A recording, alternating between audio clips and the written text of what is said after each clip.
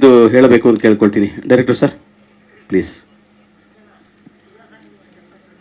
ಹಾಕ್ತೀನಿ, ನಾನು ನೋಡೇ ಇಲ್ಲ ಇನ್ನೂ ಏನು ಅಂತ. ಅದೇ ಸಾಂಗ್ ನೋಡ್ಬಿಡೋಣ, ಸಾಂಗ್ ನೋಡೇ ಇಲ್ವಲ್ಲ ಈಗ, ನೋಡಿದ್ಮೇಲೆ ತಾನದು. ಇಲ್ಲ ಸರ್, ನೋಡ್ಬಿಡ್ಲಿ ಸಾಂಗ್, ನೋಡಿದ್ಮೇಲೆ ಇನ್ನೂ ಏನು ವಿಷಯನೇ ಗೊತ್ತಿಲ್ಲ.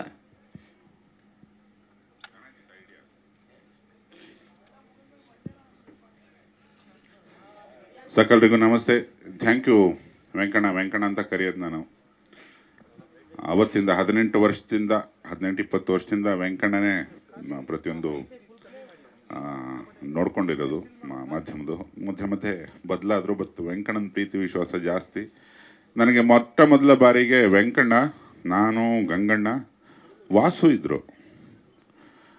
ಅವರು ಸಾಯಂಕಾಲ ಒಂದು 6:30 ಟೈಮು, ಕತ್ಲು ಹೋಗೋ ಟೈಮು, ಗಾಡಿಗಳು ಜೋರಾಗಿ ಓಡಿಸ್ಕೊಂಡ್ಬಂದ್ವಿ ಜಾಗ ನೋಡಬೇಕು ಪ್ರೆಸ್ ಮೀಟಿಗೆ ಅಂತ.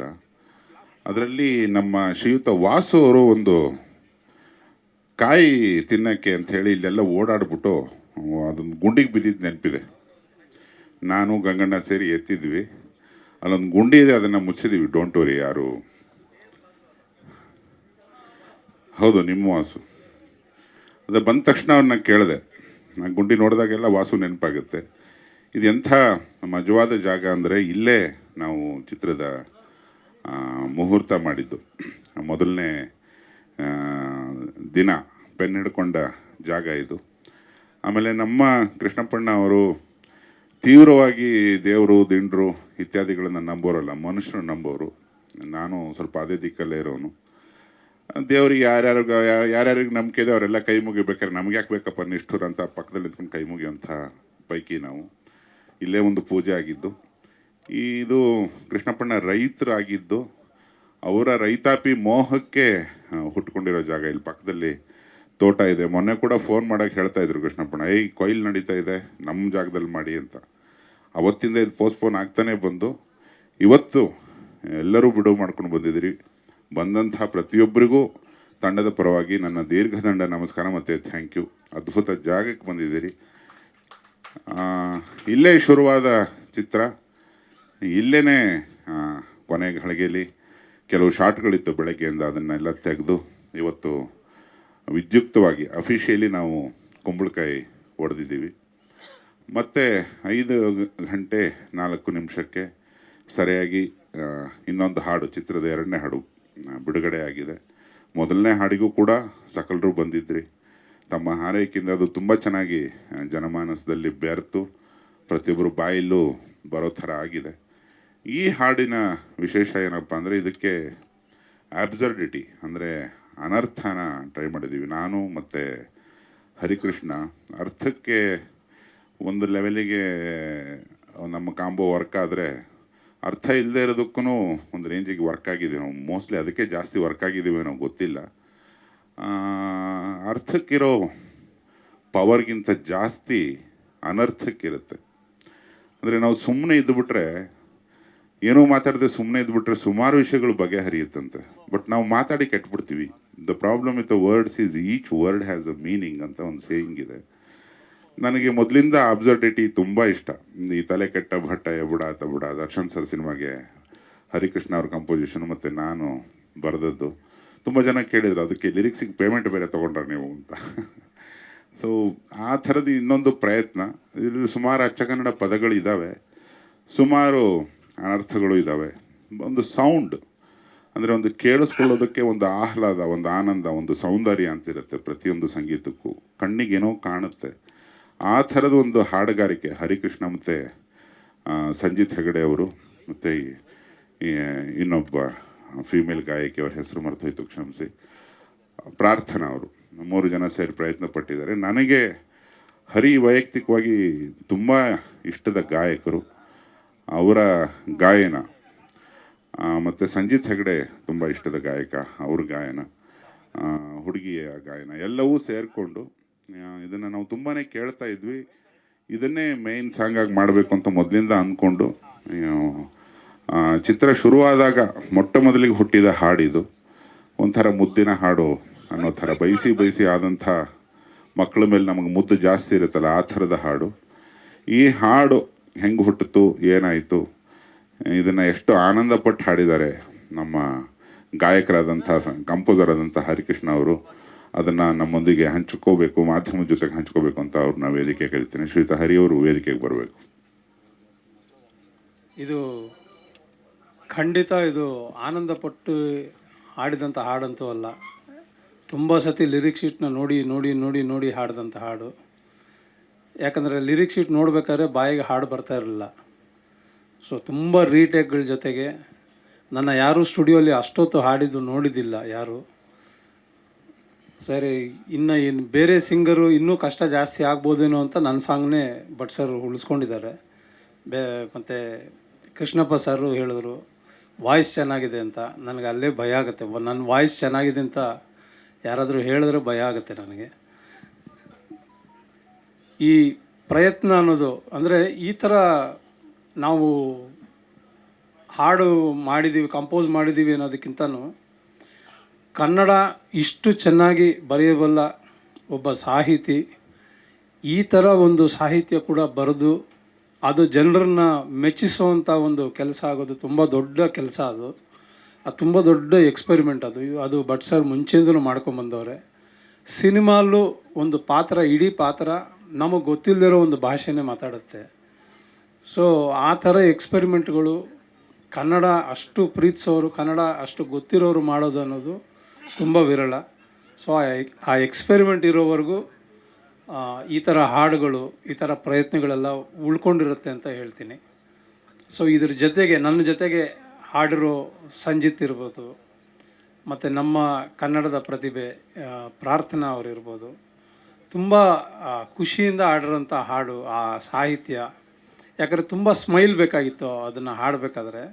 ಬಟ್ ಮೀನಿಂಗ್ ಅಂತ ತಗೊಂಡ್ರೆ ಏನೂ ಮೀನಿಂಗ್ ಇರೋದಿಲ್ಲ. ಅದು ಆ ಮೀನಿಂಗು ಅನ್ನೋದನ್ನು ಹುಡುಕದೆ ಅದು ಸ್ಮೈಲ್ ಹಾಕ್ಕೊಂಡು ಹಾಡಿದಂಥ ಎಲ್ಲ ಗಾಯಕರಿಗೂ, ಮತ್ತು ಇಷ್ಟು ನಾವಿವಾಗ ಏನು ಹೇಳ್ಬೇಕಿದು ಅದ್ಭುತವಾಗಿ ಬರೆದಿದ್ದಾರ ಅಂತ ಹೇಳ್ಬೇಕಂದ್ರೆ ಕನ್ಫ್ಯೂಸ್ ಆಗುತ್ತೆ. ಬಟ್ ಈ ಥರ ಕೂಡ ಒಂದು ಸಾಂಗ್ ಮಾಡ್ಬೋದು ಅನ್ನೋ ಧೈರ್ಯ ಮಾಡುವಂಥ ಭಟ್ ಸರ್ಗೆ ನಾನು ಯಾವತ್ತಿಗೂ ಅಭಿನಂದನೆ ಸಲ್ಲಿಸ್ತೀನಿ. ಯಾಕಂದರೆ ಈ ಥರ ಎಕ್ಸ್ಪರಿಮೆಂಟ್ಗಳು ಜಾಸ್ತಿ ಆಗಬೇಕು, ಆಗಲೇ ಹೊಸದೇನೋ ಒಂದು ಪ್ರಯತ್ನ ಬರುತ್ತೆ. ಸೊ ಸಿನಿಮಾಲು ಈ ಸಾಂಗು ತುಂಬ ಒಳ್ಳೆಯ ಸನ್ನಿವೇಶದಲ್ಲಿ ಬರುತ್ತೆ, ತುಂಬ ಚೆನ್ನಾಗಿ ಶೂಟ್ ಮಾಡಿದ್ದಾರೆ. ಸೊ ಈ ಸಾಂಗು ಗೆಲ್ಲುತ್ತೆ ಅನ್ನೋ ಭರವಸೆ ಇದೆ. Thank you. Thank you Hari. ಈಗ ಒಂದು ಸತಿ ಹಾಡು ನೋಡ್ಕೊಂಬರೋಣ. ಮುರಳಿ ಮಾಸ್ಟ್ರು ಕೊರಿಯೋಗ್ರಫಿ ಮಾಡಿರೋದು, ಅವ್ರನ್ನ ತುಂಬ ನೆನೆಸ್ಕೋತೀನಿ ಇವಾಗ. ಮತ್ತು ಕಲಾ ನಿರ್ದೇಶಕ ಕಡ್ಡಿ ಅವ್ರನ್ನ ತುಂಬ ನೆನೆಸ್ಕೋತೀನಿ. ಶಿವಕುಮಾರ್ ಕಡ್ಡಿ ಅಂತ ನಾವು ಕರೆಯೋದು ಶಿವಕುಮಾರ್ ಅವರಿಗೆ. ಹಾಗೆ ಈ ಹಾಡಲ್ಲಿ ಕಾಣಿಸ್ಕೊಂಡಂಥ ನಾಯಕಿ ಮಣಿ ಅಂಜಲಿ ಅವರು ಕಾರಣಾಂತರಗಳಿಂದ ಇವತ್ತು ಬರೋಕ್ಕಾಗಿಲ್ಲ, ಹೊರದೇಶದಲ್ಲಿದ್ದಾರೆ. ಮತ್ತು ರಂಗಾಯಣ ರಘು ಮುಖ್ಯವಾಗಿ ಅವರು ಕೂಡ ಒಂದು ವಿಡಿಯೋ ಕಳಿಸಿದ್ದಾರೆ. ರಂಗಾಯಣ ರಘು ಅವರ ಒಂದು ಶುಭಾಶಯ ಮತ್ತು ಅವರ ಗೆಳೆಯರ ಶುಭಾಶಯ, ಅಂಜಲಿ ಅವರ ವಿಡಿಯೋ ನೋಡಿಕೊಂಡು ಒಂದು ಸತಿ ಹಾಡನ್ನು ನೋಡಿಕೊಂಡು ಮತ್ತೆ ಕಾರ್ಯಕ್ರಮಕ್ಕೆ ಬರೋಣ. Thank you. ಈ ಹಾಡನ್ನು ಇದು ಹೀಗೆ ಇರಬೇಕು, ಇದರದ್ದು ಲಿರಿಕ್ಸ್ ಬದಲಾಯಿಸ್ಬೇಡಿ, ಇದಕ್ಕೆ ಇನ್ನೊಂದು ಸ್ವಲ್ಪ ಸೇರಿಸಿ ಇದೇನ ಮಿಕ್ಸಿಗೆ ಹಾಕಿ ಮಸಾಲೆ ಹಾಕಿ ಕೊಡಿ ಅಂತ ತುಂಬ ಆಸೆ ಬಿದ್ದು ಒತ್ತಾಯ ಬಿದ್ದು ಕೇಳಿದ್ದು ಗೆಳೆಯ ಗಂಗಣ್ಣ ಮತ್ತು ಶಿವಕುಮಾರ್. ನಾನು ಹರಿ ಇದಕ್ಕೆ ಒಂದು 2 ಎಕ್ಸ್ಟ್ರಾ ಹಾಡುಗಳನ್ನು ಮಾಡಿ ಇಟ್ಕೊಂಡಿದ್ವಿ. ನಮ್ಮ ಜರ್ನಿ ಶುರು ಆಗಿಬಿಟ್ಟಿತ್ತು ಈ ಸಿಚುವೇಶನಿಗೆ ಬೇರೆದೇನೋ ಮಾಡೋದು ಅಂತ. ಸೊ ಗಂಗಣ್ಣ ಇದನ್ನು ಗಾಡೀಲಿ ಕೇಳಿ ಕೃಷ್ಣಪ್ಪಣ್ಣ ಅವ್ರಿಗೆ ಕೇಳಿಸಿ, ಕೃಷ್ಣಪ್ಪಣ್ಣ ತುಂಬ ಡಿಗ್ನಿಟಿ ಜೊತೆಗೆ ಕೇಳೋದು ಹಾಡುಗಳನ್ನು, ಸುಮ್ಮನೆ ಕೇಳಲ್ಲ ಅವರು. ಹಿಂದೆ ಒಂದು ಸತಿ ನಾನು ಸಿಕ್ಕಿದಾಗ ಅದು ಏನೇ ಅದು ತಲೆ ಕೆಟ್ಟ ಭಟ್ಟ ಎಬಡ ತಬಡ ಅಂತೆಲ್ಲ ಬರ್ಕೊಂಡಿದ್ಯಾ ಅಂತ ಅಂದಿದ್ರು ನನಗೆ. ಆಮೇಲೆ ಅವರು ಗಂಗಣ್ಣ ಒಂದು ಸತಿ ಅದೊಂಥರ ಈ ಎಲ್ಲ ಕೇಳೋರಿಗೆ ಕಿವಿಲಿ ಕೂತ್ಕೊಂಡ್ಬಿಡ್ತದೆ ನೋಡು, ಅದನ್ನೇ ಟ್ರೈ ಮಾಡು ಅಂತಂದರು. ಆ ಗೆಳೆತನದ ಒತ್ತಾಯಕ್ಕೆ ನನಗೂ ಆಮೇಲೆ ತುಂಬ ಇಷ್ಟ ಆಗೋಕ್ಕೆ ಶುರು ಆಯ್ತು ಈ ಎಕ್ಸ್ಪೆರಿಮೆಂಟು. ಗಂಗಣ್ಣ ಅವ್ರ ವೇದಿಕೆಗೆ ಬಂದು 2 ಮಾತಾಡಬೇಕು. ಈಗಾಗಲೇ ಮೊದಲನೇ ಸಾಂಗು ಬಿಡುಗಡೆ ಮಾಡಿ ಅದಕ್ಕೆಲ್ಲ ಪ್ರೋತ್ಸಾಹ ಕೊಟ್ಟಿದ್ದೀರಿ. ಈಗ 2ನೇ ಸಾಂಗು, ಈಗ ದೇವರಣೆಗೂ ನನಗಂತೂ ಅರ್ಥ ಆಗಿಲ್ಲ, ಭಟ್ರು ಹೇಳಿದ್ರು. ಈ ಲಿರಿಕ್ ಅಂತೂ ನನಗೆ ಇವತ್ತೂ ಅರ್ಥ ಆಗಿಲ್ಲ, ಆದರೂ ಕೇಳೋಕ್ಕೆ ಚೆನ್ನಾಗಿದೆ ಅಂತೇಳಿ ಚೆನ್ನಾಗಿದೆ ಅಂತ. ಈ ಸಾಂಗಿಗೂ ಕೂಡ ತಾವೆಲ್ಲರೂ ಪ್ರೋತ್ಸಾಹ ಕೊಟ್ಟು ಸಹಕರಿಸಬೇಕು ಅಂತ ಕೇಳ್ಕೊತೀನಿ. ನಮಸ್ತೆ. ಥ್ಯಾಂಕ್ ಯು ಅಣ್ಣ. ಅನೇಕ ಸಂದಿಗ್ಧ ಸಂದರ್ಭಗಳನ್ನು ಫೇಸ್ ಮಾಡಿದ್ದೀನಿ. ಆದರೆ ಇವತ್ತಿನ ಈ ಸಂದಿಗ್ಧ ಸಂದರ್ಭ ಭಾಳ ವಿಶೇಷವಾಗಿದೆ. ನನಗೆ ಏನು ಹೇಳಬೇಕು ಅಂತ ಕೂಡ ತಿಳಿತಾ ಇಲ್ಲ. ಸಿನಿಮಾ ಮಾಡ್ತಿರ್ಬೇಕಾದ್ರೆ ಆ ರಘುರಂಗಾಯಣ ಮಾತಾಡ್ತಿದ್ದನ್ನು ಇದು ಯಾವ ಭಾಷೆನೇ ಅಂತ ಕೇಳಿದ್ದುಂಟು. ಇದನ್ನು ಸಂಗೀತ ರೂಪಕ್ಕೂ ಅಳವಡಿಸ್ಕೊಳ್ತಾರೆ ಭಟ್ರು ಅನ್ನೋದು ನನಗೆ ಗೊತ್ತಿರಲಿಲ್ಲ. ಇದು ಯಾರ ಕೃಪೆಯೋ ಎಲ್ಲಿಂದ ಬಂದಿದೆಯೋ ನನಗೆ ಗೊತ್ತಿಲ್ಲ. ಇನ್ನು ಕನ್ನಡದ ಪ್ರೇಕ್ಷಕರು ಇದನ್ನು ನೋಡಿ ಹೊಸ ಅರ್ಥವನ್ನು ಈ ಅನರ್ಥದಲ್ಲಿ ಹುಟ್ಟಾಕ್ತಾರೆ ಅನ್ನೋ ನಂಬಿಕೆ ನನಗಿದೆ. ಶುಭವಾಗಲಿ. ನಮ್ಮ ಮೂವಿದು 2ನೇ ಸಾಂಗ್ ಇದು ಇವತ್ತು ರಿಲೀಸ್ ಆಗಿದೆ. ಈ ಸಾಂಗ್ ನಾನು ಫಸ್ಟ್ ಟೈಮ್ ಕೇಳಿದಾಗ ಸರ್ ಕೇಳಿದ ಫಸ್ಟ್ ಕ್ವೆಶನ್, ಹಾರಿಬಲ್ 24 ಅಂದರೆ ಏನು ಸರ್? ಬಿಕಾಸ್ 24 ಅಂದರೆ ಒಂದು ಏಜ್ ಆಗುತ್ತೆ, ಒಂದು ಇಯರ್ ಆಗುತ್ತೆ. 2024 ತುಂಬ ಚೆನ್ನಾಗಿತ್ತು, ಬಿಕಾಸ್ ಮನದ ಕಡಲು ಸ್ಟಾರ್ಟ್ ಆಗಿದ್ದು. ಯಾಕಂದರೆ ಆ ಸಾಂಗಲ್ಲಿ 24 ಹಾರಿಬಲ್ 24 ಅನ್ನೋದು ಬಿಟ್ಟು ಬೇರೆ ಏನೂ ಅರ್ಥ ಆಗಿಲ್ಲ ನನಗೆ. ಸೊ ಬಟ್ ಆ ಸಾಂಗ್ ತುಂಬ ಚೆನ್ನಾಗಿದೆ ಕೇಳೋಕ್ಕೆ. ಇವಾಗಲೂ ನಾನು ಅದನ್ನ ಮಾಡ್ತಾನೇ ಇದ್ದೀನಿ. It's a beautiful song. ತುಂಬ ಫನ್ ಮಾಡಿದ್ದಾರೆ ಆ್ಯಂಡ್ ವೈಬ್ ಕೂಡ ತುಂಬ ಚೆನ್ನಾಗಿದೆ. ನಮ್ಮ ಹೂದುಂಬಿ ಸಾಂಗಿಗೆ ತುಂಬ ಸಪೋರ್ಟ್ ಕೊಟ್ಟಿದ್ದೀರಾ. ಇವತ್ತು ಟ್ರೆಂಡಿಂಗಲ್ಲಿದೆ ಸಾಂಗ್. ತುರ್ರಾ ಸಾಂಗಿಗೂ ಅಷ್ಟೇ ಸಪೋರ್ಟ್ ಕೊಡಿ. ನಿಮ್ಮ ಬ್ಲೆಸ್ಸಿಂಗ್ ನಮ್ಮ ಇಡೀ ಟೀಮ್ಗೆ ತುಂಬ ಇಂಪಾರ್ಟೆಂಟ್. Thank you. ಇನ್ನು ಅವರು ಶೆಟ್ರ್ ಹೇಳಿದರು ಹಾರಿಬಲ್ 24 ಅಂದರೆ ಏನದು, ವರ್ಷನ ವಯಸ್ಸ ಅಂತ. ವಯಸ್ಸು ಶೆಟ್ರ್ ಇದನ್ನು ಗಂಗಾಧರ್ ಅವರು ಕೇಳಿದರು, ಯಾಕೆ ಇಸ್ವಿ ಹೋಗ್ತಾ ಇರೋ ಟೈಮಲ್ಲಿ ಇಸ್ವಿ ಬರೆದಿದ್ರಿ, ಇಸ್ವಿ ಅಲ್ಲ ಅಂತ ಹೇಳಿ. ಕೊನೆ ಘಳಿಗೆಯಲ್ಲಿ ನಮ್ಮ ನಿಲಯದ ಗೆಳೆಯ ಗಡ್ಡ ವಿಜಯ್ ಅವರಿಗೆ ಏಜ್ ಅಂತ ಹಾಕಿ ಅಲ್ಲಿ ಕನ್ಫ್ಯೂಷನ್ನೇ ಬೇಡ ಅಂಥೇಳಿ ಏಜ್ ಅಂತ ಕೂಡ ಹಾಕ್ಸಿದ್ದೀವಿ. 24 ಒಂದು ಅದು ವಯಸ್ಸು, ಒಂದು ಉದರಿಂಗ್ ಹೈಟ್ಸಲ್ಲಿರೋ ವಯಸ್ಸು, ಅದು ಒಬ್ಬ ಹುಡುಗನ ವಯಸ್ಸು. ಅದೇ ಆ ಕಾರಣಕ್ಕಾಗಿಯೇ ಸಂಜಿತ್ ಹೆಗಡೆ ಅವರು ಆ ಪೋರ್ಷನನ್ನು ಅಷ್ಟು ಮುಕ್ಕಿರಿಕೊಂಡು ಹಾಡಿರೋದು ಹಾರಿಬಲ್ 24. ಆಮೇಲೆ ಆ ಲೈನನ್ನು ಮೊದಲು ಕಂಪೋಸ್ ಮಾಡಿದ್ದು ಹರಿಕೃಷ್ಣ. ಅದನ್ನು ಕೇಳಿದಾಗಲೇ ಒಂದು ಥ್ರಿಲ್ ಆಗಿತ್ತು. ಒಂದು ವಾಕಿಂಗ್ ಮಾಡ್ಕೊಂಡು ಕಂಪೋಸ್ ಮಾಡಿದರು. ಆಚೆ ಕಡೆ ತುಂಬ ಆಷಾಢದ ಗಾಳಿ ಬೀಸ್ತಾ ಇತ್ತು. ಅವ್ರ ವಾಯ್ಸಲ್ಲಿ ಕೇಳೋದೇ ಒಂದು ಸುಖ ಆಗೋಯ್ತು. ಹಾರಿಬಲ್ 24 ಅದು ಹರಿ ಅದನ್ನು ದೂರದಿಂದ ಹಾಡ್ತಿದ್ದಾಗಲೇ ಇದರಲ್ಲಿ ಏನೋ ಇದೆ ಹರಿ, ಏನೋ ಇದೆ. ಅಕ್ಕಪಕ್ಕ ರಂಗಾಯಣ ರಘು ಅವ್ರದ್ದು ಭಾಷೆಯಲ್ಲಿ ಏನೋ ಬರೀಬೇಕು ಅಂತ ಐಡಿಯಾ ಬಂದಿದ್ದು ಮೊದಲು ಅದು ಹುಟ್ಟಿದಾಗ. ಈ ಹಾಡು ಒಂದು ಹಾರಿಬಲ್ 24 ಅನ್ನೋದು ಒಂದು ಲೈನಿಗೆ ಏನೇನೆಲ್ಲ ಸೇರಿಸಬಹುದು ಅಂತ ನಾನು ತುಂಬ ಅದ್ರ ಮೇಲೆ ಕೂತಿದ್ದಾಗ ನನಗೆ ಈಗ ನೆನಪಾಗ್ತಿದೆ. ನಾನು ತುಂಬ ಅಂದರೆ ತುಂಬ ಇಷ್ಟಪಡೋದು ಹುಚ್ಚಿರವ್ರನ್ನ, ಹುಚ್ಚುತನನ. ಈ ಜಯಂತ್ ಕಾಯ್ಕಿಣಿಯವ್ರೊಂದು ಕಥೆಯಲ್ಲಿ ಓದಿದ್ದೆ. ಒಬ್ಬ ಹುಚ್ಚ ಬೆಳಗ್ಗೆ ಎದ್ದು ಪೂರ್ವಕ್ಕೆ ಮುಖ ಮಾಡಿ ಸಮುದ್ರ ದಂಡೆಯಲ್ಲಿ ನಿಂತ್ಕೊಂಡು, ಅವ್ರ ಊರು ಗೋಕರ್ಣ, ಆ ಗೋಕರ್ಣದ ಸಮುದ್ರ ದಂಡೆಯಲ್ಲಿ ನಿಂತ್ಕೊಂಡು ಹುಟ್ಟೋ ಸೂರ್ಯಂಗೆ ಬಾ ಬಾ ಬಾ ಅಂತಿದ್ನಂತೆ. ಒಂದು 7:30-8 ಗಂಟೆಗೆ ಸೂರ್ಯ ಮೇಲ್ಗಡೆ ಬಂದ ತಕ್ಷಣ ಹೊರಟೋಗೋನಂತೆ. ಸಾಯಂಕಾಲ ಕರೆಕ್ಟಾಗಿ 5:15 ಬರೋನಂತೆ, ಮುಳುಗೋ ಟೈಮು. ಹೋಗೋ ಹೋಗೋ ಹೋಗೋ ಅಂತ ಸೂರ್ಯ ಮುಳುಗೋವರೆಗೂ ಬೈತಿದ್ನಂತ ಅವನಿಗೆ. ಇದನ್ನು ಕಥೆಯಾಗಿ ಬರೆದಿದ್ರು. ಎಷ್ಟು ಇಂಟ್ರೆಸ್ಟಿಂಗ್ ಪಾತ್ರ ಅದು ಅಂತ ಅನಿಸಿತ್ತು. ಆಮೇಲೆ ನನಗೊಬ್ಬ ನನ್ನ ಮನೆ ಪಕ್ಕದ ಹುಚ್ಚ ಬೆಳಗ್ಗೆ ಶೂಟಿಂಗ್ಗಳೆಲ್ಲ ಇದ್ದಾಗ 5:15 ಒಂದು ಬೇಕ್ರಿನ ಎಬ್ಬಿಸ್ಬಿಟ್ಟು ಟೀ ಮಾಡಿಸ್ಕೊಂಡು ಕುಡಿದು ಬರೋದು ಅಭ್ಯಾಸ. ಟವೆಲ್ಲು ಬನಿಯನ್ನೆಲ್ಲ ಹೋಗ್ಬಿಡ್ತಾ ಇದ್ದೆ.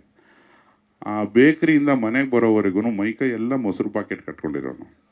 ಅವನು ಒಂಥರ ಬಾಡಿ ಗಾರ್ಡ್ ಥರ ಎಸ್ಕಾರ್ಟ್ ಮಾಡ್ಕೊಂಡು ನನ್ನ ಮನೆಯವ್ರಿಗೆ ಬಿಡೋನು. ಒಂದು ಅಕ್ಷರ ನಾನು ಅವನು ಯಾವತ್ತೂ ಮಾತಾಡಿಲ್ಲ. ಒಂದೂವರೆ ವರ್ಷದ ಸ್ನೇಹ. ಹೇಗಿದೆ ಅಂತ ನಾನು ಅವನು ಕೇಳಿಲ್ಲ, ಅವನಿಗೆ ನಾನು ಯಾರು ಅಂತ ಗೊತ್ತಿಲ್ಲ, ನನಗೆ ಅವನು ಯಾರು ಅಂತಲೂ ಗೊತ್ತಿಲ್ಲ. ಸುಮ್ಮನೆ ಮನೆಯವರೆಗೆ ಬರೋನು. ನಾನು ಮನೆ ಒಳಗಡೆ ಹೋದ ತಕ್ಷಣ ಹಿಂಗೆ ಅಂದ್ಬಿಟ್ಟು ಹೊರಟೋಗೋನು. ಅದೊಂದು ಸ್ನೇಹ. ಇದೆಲ್ಲ ನೋಡ್ತಿದ್ದಾಗ ನನಗೆ ಹುಚ್ಚ ಅಂತಿದ್ರು ನನ್ನ ಊರಲ್ಲಿ. ಅದು ನೆನಪಾಯ್ತು. ಅದಕ್ಕೆ ಕಾರಣ ಇದರಲ್ಲಿ ಬರೋ ತುರ್ರು ವೈ ಅನ್ನೋ ಪದ ನನ್ನ ಊರಿನ ಅಲೀಮಾ ಅನ್ನೋ ಹುಚ್ಚ ಕೊಟ್ಟಿದ್ದು. ಆ ಹುಚ್ಚ ಯಾವಾಗಲೂ ಬೀದಿಲಿ ಹೋಗ್ತಾ ಇದ್ದಾಗ ನಾವೆಲ್ಲ ಮಕ್ಕಳು ಹಿಂದೆ ಹೋಗ್ತಾ ಇದ್ವಿ. ಅದು ಎಂಥ ನಿಸ್ಪೃಹವಾದಂಥ ಲೋಕಪ್ರೀತಿ ಇದ್ರೇ ಒಬ್ಬ ಮನುಷ್ಯ ಲೋಕದ ಜೊತೆ ಡಿಟ್ಯಾಚ್ ಆಗೋದು. ಒಂದು ಹುಚ್ಚು ಸುಮ್ಮನೆ ಬರೋದಿಲ್ಲ. ಅವನು ಹೇಳ್ತಾ ಜಾಂಬಾಯ್ ಟ್ರಾಯ್ ಅಂದ್ಕೊಂಡು ಊರಲ್ಲಿ ಹೋಗೋನು. ಅವ್ನು ಬಂದ ಅಂದರೆ ಮಕ್ಕಳಿಗೆಲ್ಲ ಗೊತ್ತು ಅಲೀಮಾ ಬಂದ ಅಂತ. ನಾನು 2ನೇ ಕ್ಲಾಸು 3ನೇ ಕ್ಲಾಸ್ ಇದ್ದಾಗ ಅವ್ನು ಇಡೀ ದಿವಸ ಸ್ಕೂಲ್ ಶುರು ಆಗೋಕ್ಕೆ ಮುಂಚೆ ಸ್ಕೂಲ್ ಮುಗಿದ ಮೇಲೆ ಅವನ ಜೊತೆ ಕೂತ್ಕೊಳ್ಳೋದು. ಮಕ್ಕಳೆಲ್ಲ ಕೂತ್ಕೋತಿದ್ವಿ. ಅವನು ಇದು 2 ಪದ ಹೇಳ್ತಿದ್ದ. ಇನ್ನೊಂದು ಆ್ಯಪ್ ಆ್ಯಪ್ ಬ್ಯಾ ಅನ್ನೋನು. ಅದು ಯಾಕಂತಿದ್ದ ಗೊತ್ತಿಲ್ಲ. ಇಷ್ಟೇ ಅವನಿಗೆ ಬರ್ತಾ ಇದ್ದಿದ್ದು ಲ್ಯಾಂಗ್ವೇಜ್, ಅಥವಾ ಅವನಿಗೆ ತುಂಬ ಕನ್ನಡ ಉರ್ದು ಏನೇನೋ ಕಲ್ತಿದ್ನ ಏನೋ ಅವನ್ನೆಲ್ಲ ಬಿಟ್ಟು ಇಷ್ಟೇ ಪದಗಳನ್ನು ಹೇಳ್ತಿದ್ದ. ಬಟ್ ಅವ್ನು ಇಡೀ ದಿವಸ ಮಕ್ಕಳು ಅವನ ಜೊತೆಗೆ ಇರ್ತಾಯಿದ್ರು. ಯಾವತ್ತು ಅವನಿಗೆ ಏನೋ ಚಿಲ್ಲರೆ ಕಾಸು ಬಂದರೆ ಐಸ್ ಕ್ಯಾಂಡಿ ಕೊಡಿಸೋನು ಮಕ್ಕಳಿಗೆ, ಅದಕ್ಕಿರ್ತಾ ಇದ್ವು. ಅವನ್ನ ನೋಡಿದರೆ ಒಂದು ಖುಷಿ ಆಗೋದು. ಅವನ ಜೊತೆ ಸುತ್ತಿ ಸುತ್ತಿ ಸುತ್ತಿ ಊರಲ್ಲಿ ನನಗೂ ಒಂದು ಹೆಸರು ಬಿದ್ದಿತ್ತು, ಸ್ವಲ್ಪ ಭಟ್ರ ಮನೆ ಹುಡುಗ ಆಫ್ ಇದ್ದಾನೆ, ಲೂಸ್ ಇದ್ದಾನೆ ಅಂತ. ನನಗೆ ಒಳಗೊಳಗೆ ಸಂತೋಷ ಆಗೋದು. ಯಾಕೆ ಅಂತ ಇವತ್ತಿಗೂ ಗೊತ್ತಿಲ್ಲ. ನನಗೆ ಯಾರನ್ನ ಸ್ವಲ್ಪ ಸರಿ ಇಲ್ಲ, ನೀವು ತಲೆ ಸರಿ ಇಲ್ಲ ನಿಮ್ಮದು, ನೋಡಿ ಚೆಕ್ ಮಾಡಿಸ್ಕೊಳ್ಳಿ ಅಂತ ಯಾರನ್ನ ಅಂದರೆ ತುಂಬ ಖುಷಿ ಆಗುತ್ತೆ. ನಾವೆಲ್ಲ ಇಲ್ಲೇನು ಸೇರಿದ್ದೀವಿ ಅಥವಾ ನಾವು ಯಾರ್ಯಾರಿಗೆ ಕನೆಕ್ಟ್ ಆಗಿದ್ದೀವಿ, ನಮ್ಮೊಳಗಿನ ಹುಚ್ಚು ಇನ್ನೊಬ್ಬ ವ್ಯಕ್ತಿಯ ಹುಚ್ಚಿಗೆ ಕನೆಕ್ಟ್ ಆದರೆ ಮಾತ್ರ ಅದು ಸ್ನೇಹ, ಇಲ್ಲಾಂದರೆ ಮಿಕ್ಕಿದ್ದೆಲ್ಲ ನಾಟಕ. ಒಂದು ಪರಿಶುದ್ಧವಾದ ಹುಚ್ಚಿದ್ರೇ ಕ್ರಿಯಾಶೀಲವಾಗಿ ಸಿನಿಮಾ ಮಾಡೋಕ್ಕಾಗೋದು, ಒಂದು ಕಲೆನ ಇಷ್ಟಪಡೋಕ್ಕಾಗೋದು. ಯಾಕಂದರೆ ಪ್ರಪಂಚದಲ್ಲಿ ಸಹಸ್ರಾರು ಪ್ರೊಫೆಷನ್ಗಳಿದ್ದಾವೆ. ಈ ಎಂಟರ್ಟೈನ್ಮೆಂಟ್ ಅನ್ನೋ ಪ್ರೊಫೆಷನ್ಗೆ ಯಾಕೆ ಬರ್ತೀವಿ ಅಂದರೆ ಒಳಗಡೆ ಒಂದು ಪ್ಯಾಷನ್, ಒಂದು ಹುಚ್ಚಿರಬೇಕು. ಒಂದು ಸಿನಿಮಾ ಮಾಡಿ ನಾನು ಜನರನ್ನು ನಗಿಸ್ತೀನಿ, ಅಳಿಸ್ತೀನಿ, ಒಂದು ಹಾಡು ಕೇಳಿಸ್ತೀನಿ, ಹೊಡೆದಾಟ ತೆಗಿತೀನಿ, ಒಂದು ಕ್ಲೈಮ್ಯಾಕ್ಸು, ಕಣ್ಣೀರು, ನಗು ಎಲ್ಲ ಬರೆಸ್ತೀನಿ ಅನ್ನೋ ಒಂದು ಧಾರ್ಷ್ಟ್ಯ, ಒಂದು ಖುಷಿ, ಒಂದು ಹುಚ್ಚು ನಮ್ಮಲ್ಲಿ ಇದ್ರೇ ಅದು ನೋಡುಗನಿಗೆ ಕನೆಕ್ಟ್ ಆಗೋದು ಅಂತ ನಾನು ತುಂಬ ಬಲವಾಗಿ ನಂಬಿರೋನು. ಆ ಕಥೆಗಳಲ್ಲಿ, ನಾನು ಕಂಡ ಕಥೆಗಳಲ್ಲಿ, ನಾನು ವೈಯಕ್ತಿಕವಾಗಿ ನೋಡಿರೋಂಥ ಸುಮಾರು ಜನ ಭ್ರಾಂತರಲ್ಲಿ ನಾನು ಆ ಹುಚ್ಚನ್ನು ತುಂಬ ಹತ್ತಿರದಿಂದ ನೋಡಿದ್ದೀನಿ. ಈ ಹಾಡನ್ನು ಅಷ್ಟೊಂದು ಲೋಕನ ತುಂಬ ಪ್ರೀತಿಸೋನೇ ಹುಚ್ಚ ನನಗೆ ಗೊತ್ತಿದ್ದಂಗೆ. ಯಾಕಂದರೆ ಮಿಕ್ಕಿದೆಲ್ಲ ನಾಟಕ. ಸಿಕ್ಕಿದಾಗ ಹಾಯ್ ಹಲೋ ಅನ್ನೋದು, ಹಿಂದ್ಗಡೆ ಅವನು ಹೋದಾಗ ಬೇಜಾರು ಮಾಡ್ಕೊಳ್ಳೋದು, ಇದು ಪ್ರತಿಯೊಬ್ಬರು ಮಾಡೋದೆ. ಬಟ್ ಒಬ್ಬ ಹುಚ್ಚ ಪ್ರತಿಯೊಂದೂ ಹಾಗೇ ನೋಡ್ತಾ ಇರ್ತಾನೆ, ಎಲ್ಲದನ್ನೂ ಇಷ್ಟದಿಂದ ನೋಡ್ತಿರ್ತಾನೆ ಅವನು. ಬಟ್ ಯಾರ ಜೊತೆಗೆ ಏನು ಮಾತಾಡಲ್ಲ, ಅವನ ಮಾತು ನಮ್ಗೆ ಅರ್ಥ ಆಗಲ್ಲ. ಸೊ ಯಾರ ತಲೆನ ರಿಪೇರಿ ಮಾಡೋಕ್ಕೆ ಸಾಧ್ಯವೋ ಅವನನ್ನು ತಗೊಂಡೋಗಿ ಹುಚ್ಚಾಸ್ಪತ್ರೆಗೆ ಹಾಕಿರ್ತಾರೆ. ಯಾರು ಪ್ರಪಂಚನ ತುಂಬ ಪ್ರೀತಿಸ್ತಿರ್ತಾರೋ ಅವ್ರು ಹೊರಗಡೆನೇ ಇರ್ತಾರೆ ಅನ್ನೋ ಥರದ್ದೊಂದು ಗಾದೆ ಕೇಳಿದೆ. ಆ ಒಂದು ಪ್ರತಿಯೊಬ್ಬ ಭ್ರಾಂತ ವ್ಯಕ್ತಿಗೆ, ಪ್ರತಿಯೊಬ್ಬನಲ್ಲೂ ಇರೋ ಹುಚ್ಚಿಗೆ ಈ ಹಾಡನ್ನು ಅರ್ಪಿಸೋದಕ್ಕೆ ಇಷ್ಟಪಡ್ತೀನಿ. ತಮ್ಮ ಎಲ್ಲರ ಒಂದು ಹುಚ್ಚು ಪ್ರೀತಿ ನಮ್ಮ ಮೇಲೆ ಇರಲಿ ಅಂತ ಇದರ ಬರಹಗಾರನಾಗಿ ನಾನು ಕೋರ್ಕೊತೇನೆ. ನನಗೆ ಸಿಕ್ಕ ಇನ್ನೊಬ್ಬ ಅತಿ ಮುದ್ದಿನ ಹುಚ್ಚ, ಈ ವರ್ಷದ ತುಂಬ ಪ್ರೀತಿಯಿಂದ ನನ್ನ ಹುಚ್ಚು ಕನೆಕ್ಟ್ ಆದಂಥ ವ್ಯಕ್ತಿ ಸುಮುಖ. ವ್ಯಕ್ತಿ ಅನ್ನೋಕ್ಕಾಗಲ್ಲ, ಅವನ ಹುಡುಗ ಅಂತ ಇದರಲ್ಲಿ ಕುಣಿದಿದ್ದಾನೆ. ಹಾರಿಬಲ್ 24 ಅವನ ಮುಖ ನೋಡಿದ ತಕ್ಷಣ ಹುಟ್ಟಿದಂತಹ ಸಾಲು. ಅವನು ವೇದಿಕೆಗೆ ಬಂದು ಎರಡು ಮಾತಾಡಬೇಕು. ನಿಮ್ಮ ಹುಚ್ಚಿನ ಕಂಪ್ನಿಗೆ ನನ್ನ ಸೇರಿಸ್ಕೊಂಡಿದ್ದೀರಾ. ಮೊದಲನೇದಾಗಿ ಇವಾಗ ನಾವು ಗ್ಯಾಪ್ ಇಲ್ಲದೆ ಇಷ್ಟೊಂದು ಪ್ರೆಸ್ ಮೀಟ್ ಮಾಡ್ತಾ ಇರೋದ್ರಿಂದ ನೀವೆಲ್ಲ ನಮ್ಮ ಮನೆಯವರು ಅಂತ ಅನ್ಸೋಕ್ಕೆ ಶುರು ಆಗ್ಬಿಟ್ಟಿದೆ. ಯಾವಾಗಲೂ ಈ ಥರ ಸಿಗ್ತಾ ಇರ್ತೀವಿ. ಇವಾಗ ಫಸ್ಟ್ ಟೈಮ್ ನಾನು ಫಾರ್ಮಲ್ ಆಗಿದ್ದೆ, ಇವಾಗ ಬರ್ತಾ ಬರ್ತಾ ಹಾಯ್ ಅಣ್ಣ ಹೆಂಗಿದೆಯಾ, ಕೂತ್ಕೊಳ್ಳಿ, ತುಂಬ ಮಜಾ ಮಾಡ್ಕೊಂಡು ಎಲ್ಲ ಮುಂದೆ ಹೋಗ್ತಾ ಇದೆ. Thank you so much. ಇದು ಕಂಫರ್ಟ್ ಝೋನ್. ಅದು ಬಿಟ್ಟು ಈ ಸಿನಿಮಾದ ಬಗ್ಗೆ ಇಲ್ಲೇ ಈ 3 ಪಿಲ್ಲರ್ ಬಿಟ್ಟು ಇಲ್ಲಿ ಕೃಷ್ಣಪ್ಪ ಸರ್ ಫಾರ್ಮಲ್ಲಿದ್ದೀವಿ. ಇಲ್ಲೇ ಸಿನಿಮಾ ಕಥೆ ಎಲ್ಲ ಶುರುವಾಗಿದ್ದು. ಈ 3 ಪಿಲ್ಲರ್ ಬಿಟ್ಟು ಅಲ್ಲೊಂದು ಟೇಬಲ್ ಇತ್ತು, ಆ ಟೇಬಲ್ಗೆ ನಾವು ಬಂದು ಕೂತಾಗ ಸರ್ ಬರೆಯೋಕ್ಕೆ ಶುರು ಮಾಡಿದ್ದು. ಸರ್ ನನಗಿದು ತುಂಬ ಬೇಕಾದಂಥ ಪ್ರೆಸ್ ಮೀಟ್ ಆಗುತ್ತೆ. It's the most beautiful valuable thing for me.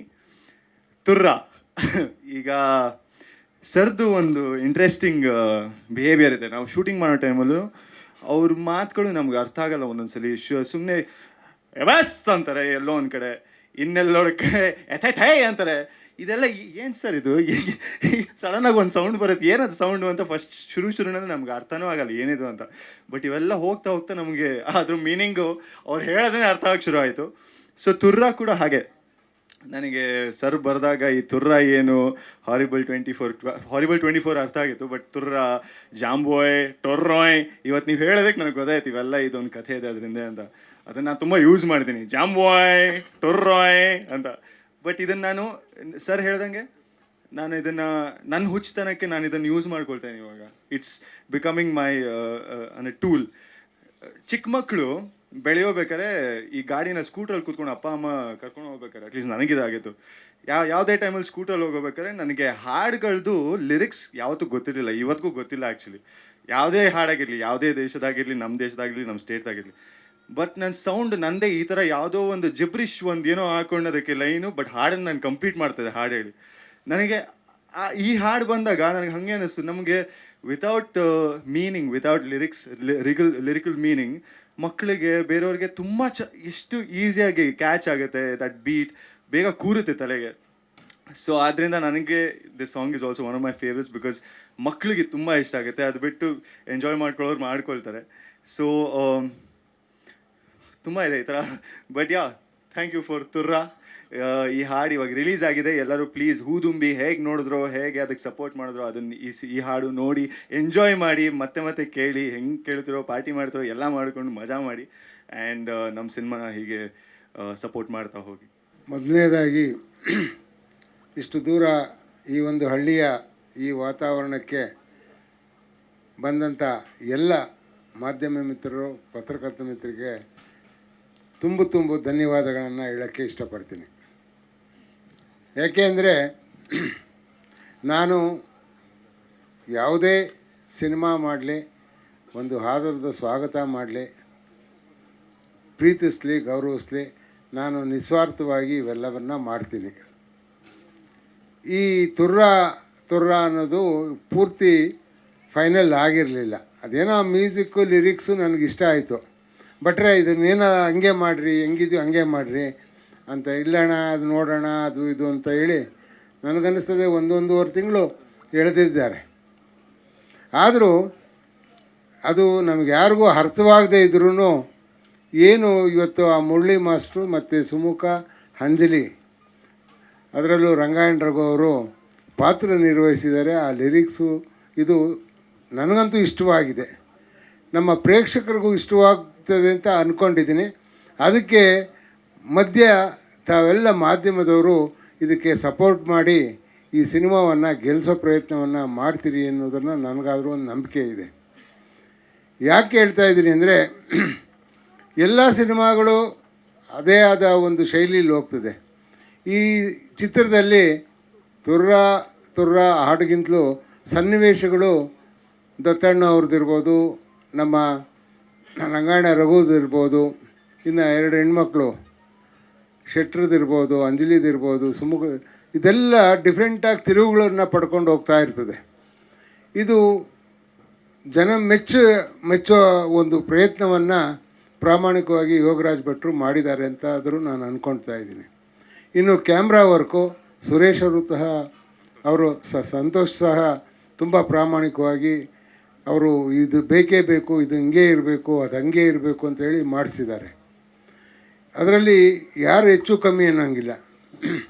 ಅದರಲ್ಲೂ ಹರಿಕೃಷ್ಣ ಅವ್ರನ್ನಂತೂ ನಾನು ಪ್ರಾಣ ತಿಂದುಬಿಟ್ಟಿದ್ದೀನಿ. ಇನ್ನೂ ನೀವು ಅದು ಮಾಡಲಿಲ್ವಾ, ಇದು ಮಾಡಲಿಲ್ಲ. ಭಟ್ರಂತೂ ಅವ್ರಿಗೆ ಸುಮಾರು ಈ ಸಿನಿಮಾದಲ್ಲಿ ಬರೋದು ಕೇವಲ 4 ಮುಖ್ಯ ಹಾಡುಗಳು, 3 ಹಿನ್ನೆಲೆ ಹಾಡುಗಳು. ಈ 7 ಮಾಡಬೇಕಾದ್ರೆ 70 ಲಿರಿಕ್ಸ್ ಮಾಡಿಸಿರೋಂಥ ಭೂಪರಾಜ ಯೋಗರಾಜ ಅವರಂತೂ ಬೇಸರನೇ ಮಾಡ್ಕೊಂಬಿಟ್ಟಿದ್ರು. ಆಮೇಲೆ ಏನೋ ಸಮಾಧಾನ ಮಾಡಿಕೊಂಡು ಈ ಒಂದು ಪ್ರಾಮಾಣಿಕ ಪ್ರಯತ್ನ ಮಾಡಿದ್ದಾರೆ. ಇದಕ್ಕೆಲ್ಲರೂ ಶುಭ ಕೋರಬೇಕು, ಶುಭ ಹಾರೈಸಬೇಕು ಅಂತ ಈ ವೇದಿಕೆ ಮೂಲಕ ಎಲ್ರಿಗೂ ಒಳ್ಳೆಯದಾಗಲಿ ಅಂತ ನಾನು ಕೇಳ್ಕೊಳ್ತೀನಿ. ಅದು ವಿಶಿಷ್ಟವಾದ ಮತ್ತು ವಿಚಿತ್ರವಾದ ಹಾಡಿದು. ಯಾಕಂದರೆ ನನ್ನ ಸುಮಾರು 20 ವರ್ಷದ ಜರ್ನಿಗೆ ನಾನು ಈ ಥರದ ಹಾಡು ಶೂಟ್ ಮಾಡಿಲ್ಲ.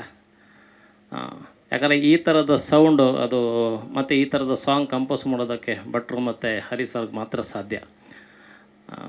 ಒಂದಷ್ಟು ಅಂದರೆ ಈ ಹಾಡು ಸರ್ ಹೇಳೋದಂಗೆ ಎಷ್ಟು ಅಬ್ಸರ್ಡ್ ಆಗಿದೆಯೋ ಅದೇ ಥರ ನಾವು ಈವನ್ ಕ್ಯಾಮ್ರಾದಲ್ಲಿ ಒಂದಷ್ಟು ಮೂಮೆಂಟ್ಗಳು ಕೂಡ ಒಂದ್ಸಲ ಅಬ್ಸರ್ಡ್ ಆಗಿ ಟ್ರೈ ಮಾಡಿದ್ದೀವಿ. ಹಾಡನ್ನು ಯಾರು ಅರ್ಥ ಮಾಡ್ಕೊಳಕ್ಕೆ ಹೋಗ್ಬೇಡಿ. ಯಾಕಂದರೆ ಹಾಡನ್ನು ಅರ್ಥ ಮಾಡ್ಕೊಳ್ಳೋ ಪ್ರಯತ್ನ ಮಾಡಿಬಿಟ್ರೆ ಅದನ್ನು ಎಂಜಾಯ್ ಮಾಡೋದು ಮಿಸ್ ಮಾಡ್ಕೋತೀರ.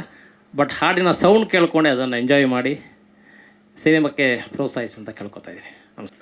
ಸರ್ ರಘು ಸರ್ ಮತ್ತು ಅಂಜಲಿ ಪರವಾಗಿ 2 ನಾನು ಹೇಳಲೇಬೇಕು. ಈ ಹಾಡು ಜಿಬ್ರಿಷು.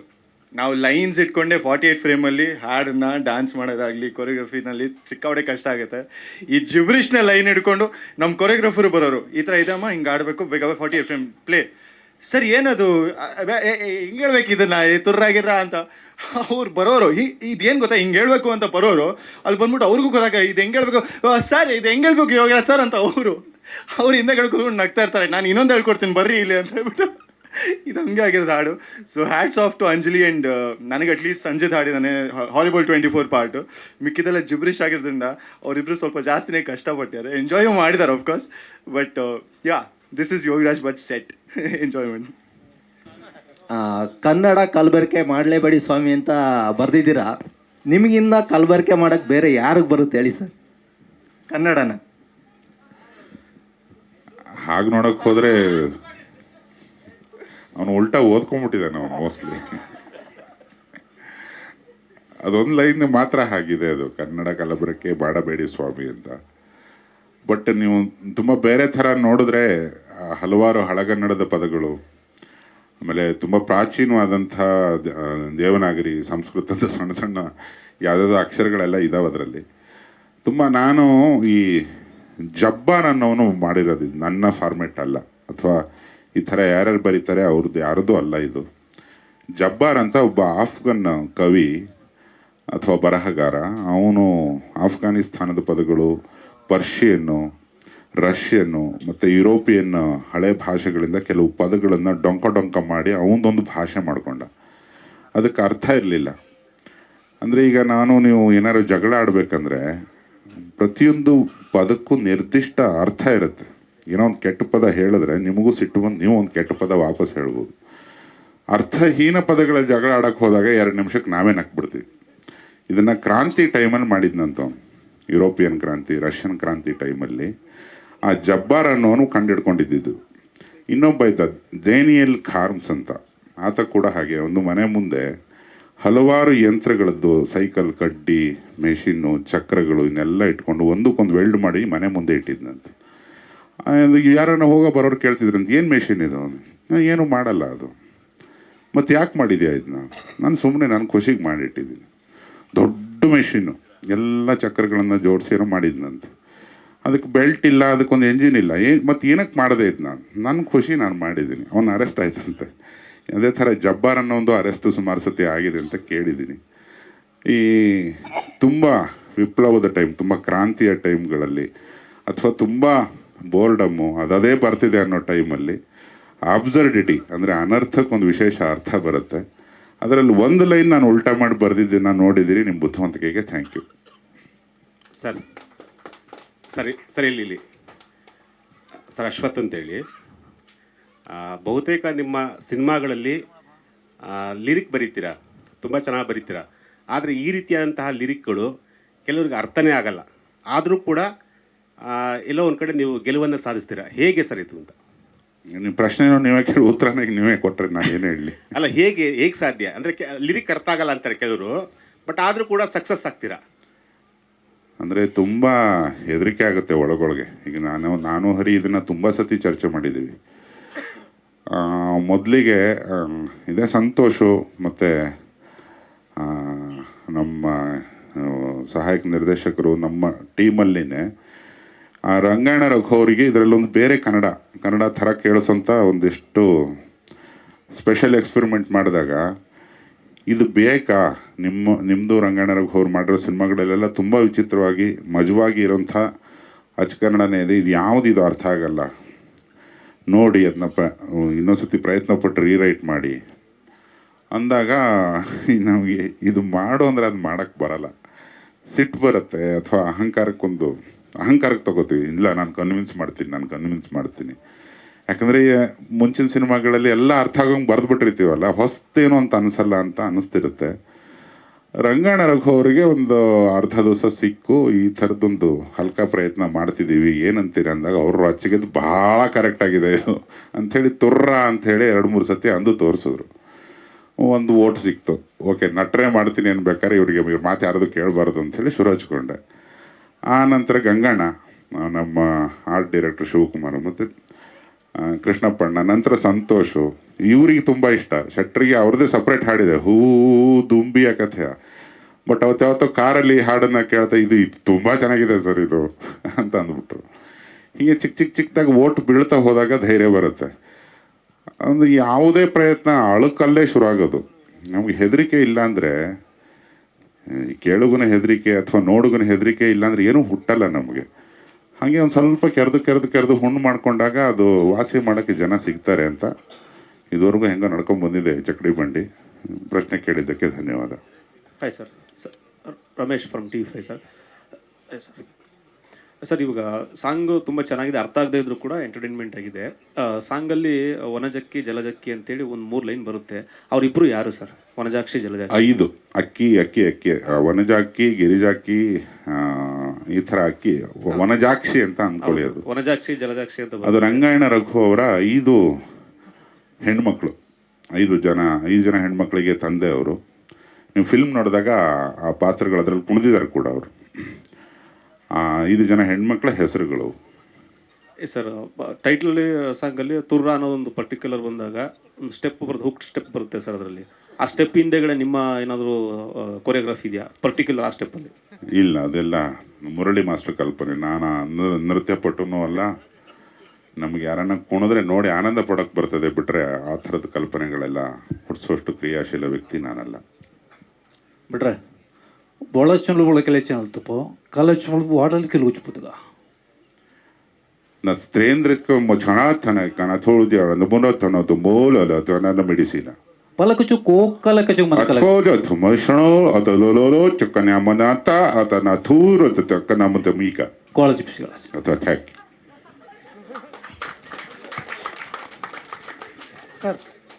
ಸರ್ ಇಲ್ಲಿ ಲೈಟ್ ಹಿಂಭಾಗ ಇದ್ದೀನಿ ಸರ್.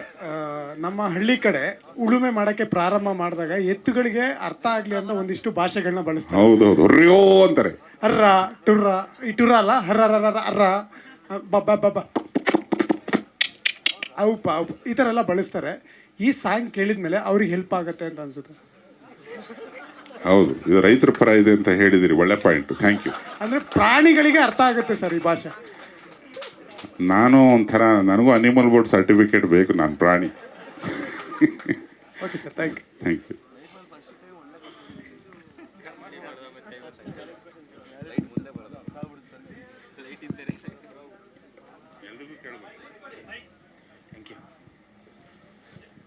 ಸ್ನೇಹ ಅನ್ನೋದು ಹುಚ್ಚುತನ ಇದ್ರೆ ಮಾತ್ರ ಅಂತ. ಸೊ 18 ವರ್ಷಗಳ ಒಂದು ಜರ್ನಿ ಇಲ್ಲಿ ಕಾಣಿಸ್ತಾ ಇದೆ. ಮತ್ತೆ ಸೊ ಗಂಗಾಧರ್ ಅವರಾಗಲಿ ಕೃಷ್ಣಪ್ಪ ಅವರಾಗಲಿ ಇರುವಂಥ ಹುಚ್ಚುತನ ಯಾವುದು ಗೊತ್ತಿಲ್ಲ, ನಿಮ್ಮ ಹುಚ್ಚುತನ ಸಿನಿಮಾ ಅನ್ನೋದು ಗೊತ್ತು. ನಿಮ್ಮ ಸ್ಟೈಲಲ್ಲಿ ಹೇಳ್ಬೇಕಂದ್ರೆ ಸಿನಿಮಾ ರಿಲೀಸ್ ಆಗಿ 18 ದಿನ ಆಗೋದ್ರೊಳಗಡೆ ಬಟ್ಟೆ ಹರ್ಕೊಂಡು ಮೈ ಪರ್ಚ್ಕೊಂಡು ಹೋಗಿರ್ತಾರೆ ಕೆಲವು ನಿರ್ಮಾಪಕರು ನಿರ್ದೇಶಕರು. ಈ 18 ವರ್ಷಗಳ ಜರ್ನಿ ಬಗ್ಗೆ ಹೇಳೋದಾದ್ರೆ ಅಂದರೆ ಅದು ಕೃಷ್ಣಪ್ಪಣ್ಣ ಅವರಿಗಾಗಲಿ, ಗಂಗಣ್ಣ ಅವರಿಗಾಗಲಿ, ನನಗಾಗಲಿ, ಗಣೇಶ್ಗಾಗಲಿ ಮತ್ತು ಮುಂಗಾರುಮಳೆಯ ಪ್ರತಿಯೊಬ್ಬ ತಂಡದ ಸದಸ್ಯನಿಗೆ 18 ವರ್ಷ ತುಂಬಿದೆ ಅಂತ ನಾವು ಇವತ್ತಿಗೂ ಅಂದ್ಕೊಂಡಿಲ್ಲ. ಯಾಕಂದರೆ ಅದೊಂದು ಮದರ್ ಬೋರ್ಡ್, ಅದು ಮಾತೇ ಇದ್ದಂಗೆ ನಮಗೆ ಆ ಸಿನಿಮಾ. ನಾವು ಏನೇ ಮಾಡಿರ್ಬೋದು, ಎಲ್ಲೋ ಹುಟ್ಟಿರ್ಬೋದು, ಏನೋ ಓದ್ಕೊಂಡಿರ್ಬೋದು, ಭಯಂಕರ ತಿಳುವಳಿಕೆ ಇತ್ತು ನಮಗೆ ಅಂತ ನಾವು ಅಂದ್ಕೊಂಡಿದ್ವಿ ಆವಾಗ. ಬಟ್ ಏನೇನೋ ಗೊತ್ತಿಲ್ಲ ನಮಗೆ ಅಂತ 2 ಸಿನಿಮಾ ಫ್ಲಾಪ್ ಆಗಿ ಕಪಾಳಕ್ಕೆ ಏಟು ಬಿದ್ದು ಪೀರಿಯಡ್ ಅದು. ನಮಗೇನು ಗೊತ್ತಿಲ್ಲ ಅಂತ ಇದ್ದಾಗಲೇ ನಮ್ಮಲ್ಲಿ ಏನೋ ಒಂದು ಸ್ವಲ್ಪ ಇದೆ ಅಂತ ಪಬ್ಲಿಕ್ಕು ಡಬಲ್ ಟಿಕ್ ಹಾಕಿ ನಮ್ಮನ್ನು ನಡೆಯಪ್ಪ ಮುಂದೆ ನೀನು ನಮಗೇನಾದ್ರು ಎಂಟರ್ಟೈನ್ ಮಾಡು ಅಂತ ಪರ್ಮಿಷನ್ ಕೊಟ್ಟು ಸಿನಿಮಾ ಅದು ಮುಂಗಾರು ಮಳೆ. ಅದ್ರ ಕಾರಣೀಭೂತರು ಕೃಷ್ಣಪ್ಪ ಸರ್. ಅಲ್ಲಿಂದ ಇಲ್ಲಿವರೆಗೂ ಅದನ್ನು 18 ವರ್ಷ ಆಗಿದೆ ಅಂತ ನಾವು ಮತ್ತೆ ಹೇಳ್ಕೊಂಡು ನೆನಪಿಸ್ಕೋಬೇಕು ಬಿಟ್ಟರೆ ಅದು ನಿನ್ನೆ ಮೊನ್ನೆ ಥರನೇ ಕಾಣ್ತದೆ. ನಮ್ಮ ಕೃಷ್ಣಪ್ಪಣ್ಣ ಯಾವ್ದಾದ್ರು ಕಾರ್ ಎಳಿತಾ ಇದ್ರೆ ಅಥವಾ ಯಾವ್ದಾದ್ರು ಫಂಕ್ಷನಿಗೆ ಬಂದರೆ ಜಸ್ಟ್ ಇವಾಗ ತಾನೇ ಮುಂಗಾರು ಮಳೆ ಮುಗಿಸಿದ್ದೀವಿ, ನಾವು ಮತ್ತೆ ಸಿಕ್ಕಿದ್ದೀವಿ ಅನ್ನೋ ಥರದ್ದು ಒಂದು ಫೀಲಿಂಗ್ ಅದು. ಕಾರಣ ಅದು ಹಚ್ಚ ಹಸಿರಾಗಿ ಯಾವತ್ತಿಗೂ ಜನ ಮುದ್ದು ಮಾಡೋ ಸಿನಿಮಾನ ಕೊಟ್ಟಿದ್ದೀವಿ. ಅದು ನಮ್ಮ ಯಾರದ್ದು ಸಿನಿಮಾ ಅಲ್ಲ, ಅದು ಜನರ ಸಿನಿಮಾ, ಜನರೇ ಡಿಸೈಡ್ ಮಾಡಿದ ಸಿನಿಮಾ. ನಾವು ಕಾರಣೀಭೂತರಾದ್ವಿ. ಹಾಗಾಗಿ ಹೋಗಿ ನಮಗೆ 18 ವರ್ಷ ಕಳೆದಿದೆ ಅಂತ ಅನಿಸೋದು ಇಲ್ಲ. ಟೈಟ್ಲು ಓದ್ದಾಗಲೇ ಅಷ್ಟೇ ಅನಿಸುತ್ತದು 18 ವರ್ಷ ಆಗಿದೆ ಆ ಸಿನಿಮಾಗೆ ಅಂತ. ಬಟ್ರೆ ಜಗ್ಗಿ ಇಲ್ಲಿ ಜಗ್ಗಿ ಹೇಳು. ಈ ಹಾಡು ಉಟ್ಕೊಂಡಿದ್ದು ಹೇಗೆ, ಮತ್ತೆ ಇದು ಯಾವ ಸಂದರ್ಭ, ಅಂದರೆ ಯಾವ ಟೈಮಲ್ಲಿ ಬರೆದಿ, ಬೆಳಗ್ಗೆನೋ ಸಂಜೆನೋ ಅಥವಾ ಬೇರೆ ಎಲ್ಲಿ ಬರೆದ್ರಿ ಅನ್ನೋದಂತೂ? ಇದನ್ನೇ ನಾನು ಅವನು ಮಾತಾಡಿದ್ದು. ನಾನು ಅವರು ಮಾತಾಡಿದ್ವಲ್ಲ, ನಿಮ್ಮ ಭಾಷೆ ನಮ್ಗೆ ಅದು ಅರ್ಥ ಆಗಲಿಲ್ಲ, ಅದಕ್ಕೋಸ್ಕರ ಅರ್ಥ ಆಗಲ್ಲ. ಒಂದು ಎರಡನೇದು, ಹರಿ ಅವ್ರಿಗೆ ಅದು ಹೆಂಗೆ ಕನ್ವಿನ್ಸ್ ಮಾಡೋ ಪದಗಳನ್ನೆಲ್ಲ ಜೋಡಣೆ ಮಾಡಿ ಹಾಡೋಕ್ಕೆ ಸಾಧ್ಯ ಆಯಿತು ಅನ್ನೋದು ಒಂದು ಪ್ರಶ್ನೆ ನಮಗೆ. ಅದು ಅವ್ರಿಗೆ ಅರ್ಥ ಆಯಿತು ಅಥವಾ ಏನೋ ಅವ್ರು ಬಂದಿದ್ದು ಹೇಳಿದ್ರು ಏನೋ ಗೊತ್ತಾಗಲಿಲ್ಲ ನಮಗೆ. ನೀನು ಹರಿ ಅವ್ರ ದನಿಲಿ ಕೇಳಬೇಕಂತ ನನಗೆ ಅದು ತುಂಬ ಆಸೆ. ಸಾಯಂಕಾಲ ಟೈಮ್ ಹಾರಿಬಲ್ 24 ಅಂತ ಅವ್ರು ಹೇಳ್ತಾರೆ. ಇವಾಗ ನಿನ್ನ ಒಳಗಡೆನೂ ಏನೋ ಹುಟ್ಟುತ್ತೆ, ನೋಡ್ತಾ ಇರ್ಬೇಕಾದ್ರೆ. ಹರಿ 2 ಅದು ಹಾರಿಬಲ್ 24 ಮಾತ್ರ. ಸಂಜಿತ್ ತುಂಬ ಚೆನ್ನಾಗಿ ಹಾಡಿದ್ದಾನೆ ಹಾರಿಬಲ್ 24. ನಾನು ಹಾಡಿದಾಗ ಅದು ಹಾರಿಬಲ್ ಆಗುತ್ತೆ. ಇದರಲ್ಲಿ ಯಾವುದು ಹಾಡೋವಂಥ ಸಾಹಿತ್ಯ ನಾನು ಹಾಡೇ ಇಲ್ಲ. ಮತ್ತೆ ಫ್ರೆಶ್ ಆಗಿ ಜಿಬ್ರಿಷ್ ಒಂದು ಇನ್ನೊಂದು ಬೇರೆ ಏನೋ ಬರುತ್ತೆ ನಾನು ಹಾಡಿದ್ರೆ. ತುಂಬ ಕಷ್ಟ ಇದೆ ಅದು. ಸಾಹಿತ್ಯ ನೋಡೋದ, ಮೈಕ್ ಮುಂದೆ ಹಾಡೋದ, ತುಂಬ ಕಷ್ಟ ಅದು.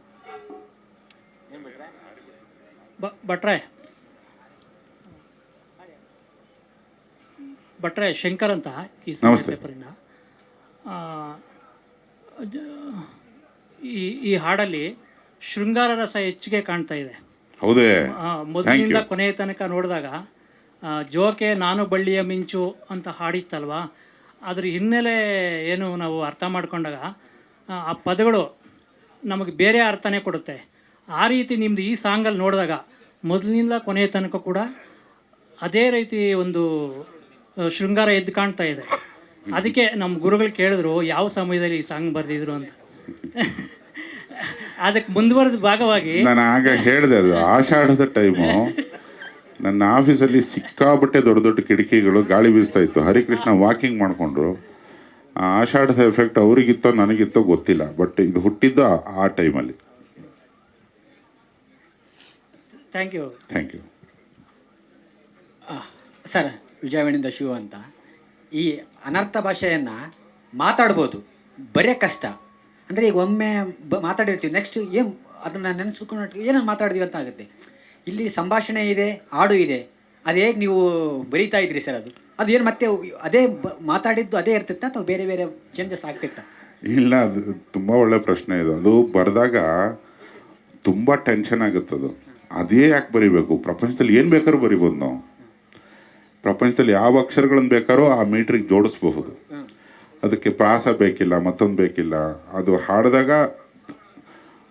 ಹರಿ ಅಂತೂ ತುಂಬ ಅರ್ಥ ಇದೆ ಇದರಲ್ಲಿ ಅನ್ನೋ ಥರ ಕೇಳಿಸಂಗೆ ಹಾಡ್ತಾರೆ. ನನಗೆ ಅದು ತುಂಬ ಟೆನ್ಷನ್ ಆಗುತ್ತೆ. ಈ ಪದದ ಬದಲು ಇದನ್ನು ಬರಿಬೋದಿತ್ತು, ಇದು ಬಾಯಿಗೆ ಬರ್ತದೆ. ಒಂದ್ಸತಿ ಅಂತೂ ಹರಿಕೃಷ್ಣ ಒಂದು ಚರಣ ಬರಿಬೇಕಾರೆ, ನೀವು ಅದು ಯಾವುದೋ ಒಂದು 5-6 ತಿಂಗಳ ಹಿಂದೆ ಬರೆದಿರೋ ಮನೋಧರ್ಮದಲ್ಲಿ ಇದನ್ನು ಬರೆದಿಲ್ಲ ಅಂದರು. ಅದರಿಂದ ಜನ್ಯವಾದಿದು ಅಂತ ಅನ್ನಿಸ್ಬೇಕು. ಹರಿ ಅದು ಏನ್ರಿ ಅದು, ನೀವು ಹಂಗೆ ಹೇಳ್ಬಿಟ್ರೆ ಅದು ಅವತ್ತೇನು ಇಡ್ಲಿ ತಿಂದಿದ್ನೋ ಅದು ಬಂದಿರುತ್ತೆ. ಇವತ್ತು ಇಡ್ಲಿ ತಿನ್ನೋಕ್ಕಲ್ಲಿ ಪ್ರೇಮನೋ ಕಾಮೋ ಶೃಂಗಾರವೋ ಅವ್ರು ಹೇಳ್ದಂಗೆ ಏನೋ ಒಂದು ಬೇಕಲ್ಲ, ಹೀರೋ ಇಂಟ್ರೊಡಕ್ಷನ್, ಅಂಥದ್ದು ಏನೋ ಉದ್ದೇಶಗಳೇ ಇಲ್ಲ. ಕೊನೆಗೆ ಅವ್ರು ಹೇಳಿದ್ದು ಕರೆಕ್ಟ್ ಅನ್ನಿಸ್ತು. ಯಾಕಂದರೆ ಹಾಡುಗಾರ ಅವನಿಗೆ ಹಾಡ್ಬೇಕಾದ್ರೆ ಗೊತ್ತಾಗುತ್ತದು, ನಾನು ಅದನ್ನು ಹಾಡಿದಾಗ ಹಂಗಿತ್ತು, ಈ ಪದದ ಜೋಡಣೆಯಲ್ಲಿ ಏನೋ ವ್ಯತ್ಯಾಸ ಆಗಿದೆ. ಒಂದು 6-8 ತಿಂಗಳು ಶೂಟಿಂಗ್ ಮಾಡಿ ಅವ್ರಲ್ಲಿ ಇಲ್ಲಿ ಕೂಗಾಡಿ ನಮ್ಮದು ಮೈಂಡೆಲ್ಲ ಗಬ್ಬೆದೋಗಿರುತ್ತೆ. ಆ ಚರಣ ಬರಿಬೇಕಾದ್ರೆ ತುಂಬ ಬಾಧೆ ಪಟ್ಟಿದ್ದೀನಿ ನಾನು. ಅದಕ್ಕೆ ಇಲ್ಲದೆ ಇರಬಹುದು, ಮಾಮೂಲಿ ಒಂದು ಗರ್ಭಿತ ಹಾಡು ಬರಿಬೇಕಾದ್ರೆ ಎಷ್ಟು ಟೈಮ್ ತೊಗೊಳುತ್ತೋ ಅದಕ್ಕಿಂತ ಜಾಸ್ತಿ ಹಿಂಸೆ ಕಷ್ಟ ಈ ಸಾಲುಗಳಲ್ಲಿ. ಅದನ್ನೇ ಯಾಕೆ ಹಾಡಿಸ್ಬೇಕು? ಅದು ಓಕೆ ಆಗಲ್ಲ. ಮೊದಲು ಕೊಡ್ಬೇಕಂದ್ರೆ ಅರ್ಥ ಇಲ್ಲದೆ ಇರಬಹುದು, ಬಟ್ ಕೇಳುಗ ಒಬ್ಬ ಇರ್ತಾನಲ್ಲ, ಅವನಿಗೆ ತಲೆ ಮೇಲೆ ಹೋಗಬಾರ್ದು, ಇರಿಟೇಟ್ ಆಗಬಾರ್ದು, ಅದೇನೋ ಬಾಯಿಗೆ ಬರಬೇಕು. ಮಕ್ಕಳು ಹೇಳ್ತಾವ, ನಮ್ಮ ಒಳಗಡೆ ಇರೋ ಮಗು ಜಾಗೃತ ಆಗಬೇಕು, ಹುಚ್ಚು ಜಾಗೃತ ಆಗಬೇಕು, ಇವೆಲ್ಲ ಇರ್ತದೆ. ಬಟ್ ಅದೇನೋ ಟ್ರಯಲ್ ಆ್ಯಂಡ್ ಎರರಲ್ಲಿ ಆಗಿದ್ದು. ಮೊದಲಿಗೆ ಬೇಗ ಮಾಡಿಬಿಟ್ವಿ, ಅದ್ರ ಸೆಕೆಂಡ್ ಹಾಫ್ ಜೋಡಿಸೋದಕ್ಕೆ ಸ್ವಲ್ಪ ಕೂತಾಡಿದ್ದೀವಿ ನಾನು ಹರಿ. ಈಗ ರಂಗಾಯಣ ರಘು ಅವರ ಸಂಭಾಷಣೆ ಅವ್ರದ್ದು ಇದೆ ಬೇರೆ ಭಾಷೆ, ಇದೇ ಭಾಷೆ, ಅವರ ಇಡೀ ಪಾತ್ರ ಇದೇ ಭಾಷೆಯಲ್ಲಿರುತ್ತೆ. ಬಟ್ರೆ ಹೂದುಂಬಿಯ ಸಾಂಗು ನಿಮ್ಮ ಯಾವ ಹಳೆಯ ಹೂನ ನೆನೆಸ್ಕೊಂಡು ಬರೆದ್ರಿ ಅಂತ? ಅದು ಬೇಡವಂತೆ, ದೊಡ್ಡವರು ಅರ್ಪಣೆ ಮಾಡಿದ್ದಾರೆ. ಇಲ್ಲ ಹೇಳಿ, ಪರವಾಗಿಲ್ಲ, ಜನರಿಗೂ ತುಂಬ ಕ್ಯೂರಿಯಾಸಿಟಿ ಇದೆ ಹಾಡು. ಆ ಥರ ಯಾರೂ ಸಿಗ್ನಿಫಿಕೆಂಟ್ ಆಗಿ ಟಾಟಾ ಬೈ ಬೈ ಹೇಳಿಲ್ಲ ನನಗೆ. ಇನ್ನೂ ಟಚ್ಚಲ್ಲಿದ್ದಾರಾ ಅಂತಾರೆ. ಹ್ಞೂ ಸರ್, ಅದು ಹಾಂ ಹೇಳಿ ಉತ್ತರ ಕೊಟ್ಬಿಡಿ ಮಾಡಿ ಸರ್. ನೀನು ತಿಳ್ಕಾಡಿದ್ರೆ ದೊಡ್ಡ ಕವಿ ಆಗ್ತೀಯ ಗುರು. ಅವನು ಬರಿತಾನೆ, ಅವಾಗಿಂದ ಈ ಪ್ರಶ್ನೆ ಹುಟ್ಟುತ್ತಾ ಇದೆ. ನೀನು ಯಾರ್ಯಾರು ನೆನೆಸ್ಕೊಂಡು ಬರ್ದೇವೋ ಗೊತ್ತಿಲ್ಲ. ನಾನು ಯಾವತ್ತೂ ನೆನೆಸ್ಕೊಳ್ಳೋದು ಕಾವ್ಯ ಕನ್ನಿಕೆನ. ಅವಳಿಗೊಂದು ರೂಪ ಇರೋದಿಲ್ಲ. ಅವಳು ನನಗೆ ಬೇಕಾದಾಗ ತುಂಡ್ಲಂಗ ಹಾಕೋತಾಳೆ, ಅವಳು ನನಗೆ ಬೇಕಾದಾಗ ರೇಷ್ಮೆ ಸೀರೆ ಉಡ್ತಾಳೆ. ಅವಳಿಗೊಂದು ಮುಖ ಇರೋದಿಲ್ಲ, ಅವಳಿಗೊಂದು ಸೌಂದರ್ಯ ಇರೋದಿಲ್ಲ. ಅವಳು ನನ್ನ ಹೆಂಡ್ತಿನೂ ಅಲ್ಲ, ಅವಳು ಯಾರು ಅನ್ನೋದೇ ನಂಗೆ ಗೊತ್ತಿಲ್ಲ. ಅವಳು ನನ್ನ ಪ್ರಿಯತಮೇನೂ ಅಲ್ಲ. ಅವಳು ನೆನೆಸ್ಕೊಂಡಾಗೆಲ್ಲ ಬರ್ತಾಳಪ್ಪ ಅವಳು. ಸೂಪರ್. ಸರ್ ಸರ್ ಸರ್ ಇಲ್ಲಿ 2006ರಲ್ಲಿ ಮುಂಗಾರು ಮಳೆ ಸಿನಿಮಾ ಬಂದಿತ್ತು. ಆ ಸಿನಿಮಾ ಸಾಕಷ್ಟು ಹಿಸ್ಟ್ರಿ ಕ್ರಿಯೇಟ್ ಮಾಡಿತ್ತು. ಸರ್ ಇಲ್ಲಿ ಅಶ್ವಥ್ ಹಾಂ ಸರ್. ಈಗ 2025ರಲ್ಲಿ ಮನದ ಕಡಲು ಸಿನಿಮಾ ಬರ್ತಾ ಇದೆ. ಇದು ಯಾವ ರೀತಿ ಇಂಪ್ಯಾಕ್ಟ್ ಮಾಡುತ್ತೆ ಇಂಡಸ್ಟ್ರಿಯಲ್ಲಿ? ಅಂದರೆ ನಾವು ಮಾಡೋ ಪ್ರತಿಯೊಂದು ಸಿನಿಮಾನೂ ಒಂದು ಮೈಲಿಗಲ್ಲಾಗಲಿ, ಒಂದು ಇತಿಹಾಸ ಆಗಲಿ, ಕೈ ತುಂಬ ಕಾಸು ಬಂದುಬಿಡ್ಲಿ, ಅಲೆ ಎದ್ದು ಬಿಡಲಿ ಅಂತಲೇ ಮಾಡೋದು. ಅವು ಎಲ್ಲವೂ ಆಗೋದಿಲ್ಲ. ಯಾಕಂದರೆ ಯಶಸ್ಸು ನಾವು ಮಾಡ್ತೀವಿ ಅಂತ ಅಂದ್ಕೊಂಡ ತಕ್ಷಣ ನಮ್ಮ ಅಹಂಕಾರಕ್ಕೆ ಸರಿಯಾದ ಕೊಡ್ಲಿಪೆಟ್ಟು ಬಿದ್ದು ತಲೆಬುರುಡೆ ಹೊಡೆದಾಕ್ತಿರ್ತಾರೆ. ನೋಡುಗ ಅಂತ ಒಬ್ಬ ಇದ್ದಾನೆ, ಅವನು ಆ್ಯಕ್ಚುಲಿ ಕ್ರಿಯಾಶೀಲ, ಅವನು ಆ್ಯಕ್ಚುಲಿ ಇತಿಹಾಸ ಬರೆಯೋನು, ನಾವಲ್ಲ. ನಮ್ಮ ಕಡೆಯಿಂದ ಆಗೋ ಅಲ್ಪ ಪ್ರಯತ್ನಕ್ಕೆ ಅವನು 1000 ಪಟ್ಟು 1,00,000 ಪಟ್ಟು ಚಪ್ಪಾಳೆ ಶಿಳ್ಳೆ ಸೇರಿಸ್ಬಿಟ್ಟು ಒಂದು ಇತಿಹಾಸ ಬರೀತಾನೆ. ಬಿಟ್ಟರೆ ಇತಿಹಾಸ ಬರೆದ ಸಿನಿಮಾಗಳನ್ನೆಲ್ಲ ನಾವು ಮಾಡಿದ್ದೀವಿ ಅಂತ ಕೈ ಎತ್ತಿ ಹೇಳಿದ್ರೆ ಅದು ನಮ್ಮ ದೊಡ್ಡ ಮೂರ್ಖತನ ಆಗುತ್ತೆ. ಅದು ಏನಂದರೆ ಪ್ರಯತ್ನ ಅಷ್ಟೇ ಅದು. ಈಗ ಹಣ ಹೂಡಬೇಕಂದ್ರೂ ಲಾಸ್ಟ್ ಪ್ರೆಸ್ ಮೀಟಲ್ಲಿ ತುಂಬ ಚೆನ್ನಾಗಿ ಹೇಳಿದರು ಕೃಷ್ಣಪ್ಪಣ್ಣ. ಒಂದು ಆಟ ಆಡೋಣ, ಒಂದು ಕಲೆ ಅಂದರೆ ನನಗೆ ತುಂಬ ಇಷ್ಟ. ಆ ಪ್ಯೂರಿಟಿಗೆ ಜನ ಮಾರ್ಕ್ಸ್ ಕೊಟ್ಬಿಡ್ತಾರೆ, ಗೊತ್ತಾಗಲ್ಲ. ಅವ್ರು ಎಷ್ಟು ಪ್ಯೂರಾಗಿರ್ತಾರೋ ಅಷ್ಟೇ ಪ್ಯೂರಾಗಿ ತಂಡ ಇರುತ್ತೆ. ಒಂದು ಕಲೆನ, ಒಂದು ಎಂಟರ್ಟೈನ್ಮೆಂಟ್ನ ನಾನು ತುಂಬ ಎಂಜಾಯ್ ಮಾಡ್ಕೊಂಡು ಮಾಡ್ತೀನಿ ಅನ್ನೋ ಥರದೊಂದು ಮನೋಧರ್ಮ ಪ್ರತಿಯೊಬ್ಬರಿಗೂ ಇದ್ದಾಗ ಅದು ಕನೆಕ್ಟ್ ಆಗುತ್ತದೆ ಜನಕ್ಕೆ. Out of all the production houses, ನಾನು 18 ವರ್ಷದ ಹಿಂದೆನೇ ತುಂಬ ದೊಡ್ಡ ದೊಡ್ಡ ಪ್ರೊಡಕ್ಷನ್ ಹೌಸ್ಗಳಿತ್ತು. ಆದರೆ ಕೃಷ್ಣಪ್ಪಣ್ಣ ಅವರೇ ಯಾಕೆ ಇತಿಹಾಸ ಬರೆದ್ರು ಅಂತ ನಾನು ಹಲವಾರು ಸತಿ ಯೋಚನೆ ಮಾಡಿದಾಗ ಅನ್ಸೋದೇನೆಂದರೆ ಪ್ಯೂರಿಟಿ. ನಾನು ಜನತೆಯನ್ನು ನಂಬ್ತೀನಿ, ನೆಟ್ಟಿಗೆ ಒಂದು ಹೇಳಿದರೆ ಜನ ಬರ್ತಾರೆ. ಈ ಸಿನಿಮಾಗೂ ಅವ್ರು ಅದೇ ಹೇಳಿದರು, ನಾನು ಜನ ನಂಬ್ತೀನಿ. ಅದೊಂದೇನೋ ಒಂದು ಮೂಡ್ ಕ್ರಿಯೇಟ್ ಮಾಡುತ್ತೆ, ಅದನ್ನು ಹಾಳೆ ಮಾಡಲ್ಲ ಅವರು. ಇಡೀ ತಂಡನ ಅವರು ಟ್ರೀಟ್ ಮಾಡೋ ರೀತಿ ಮತ್ತು ಅವರು ಸಿನಿಮಾನ ಎಂಜಾಯ್ ಮಾಡೋ ರೀತಿಗೆ ಅವರಿಗೆ ತೊಡ್ಕೊಂಡು ಹೋಗುತ್ತೆ ನಾವು ಸಕ್ಸಸ್. ನನಗೆ ಗೊತ್ತಿಲ್ಲ. ಹಾಗಾದ್ರೆ ನಾವು ಮಾಡಿದ್ದೆಲ್ಲ ಮುಂಗಾರು ಮಳೆ ಆಗಬೇಕಲ್ಲ. ನಾನು ಅಷ್ಟೊಂದು ದೊಡ್ಡ ಪ್ರತಿಭಾವಂತ ಆಗಿದ್ದರೆ ನಾನು ಮಾಡೋ ಎಲ್ಲ ಸಿನಿಮಾನೂ ದೊಡ್ಡ ಇತಿಹಾಸನೇ ಬರಿಬೇಕಿತ್ತು. ಹಾಗೆ ಬರೆಯಲ್ಲ ಅದು. ಕೆಲವೊಬ್ಬರನ್ನ ಹುಡ್ಕೊಂಬರುತ್ತೆ, ರಿಪೀಟ್ ಆಗಬಹುದು, ಅದಕ್ಕಿಂತ ಬೆಟರ್ ಆಗಬಹುದು. ನಮ್ಮ ಕೈಲಿಲ್ಲ, ಅದು ಜನತೆ ಕೈಲಿರೋದು.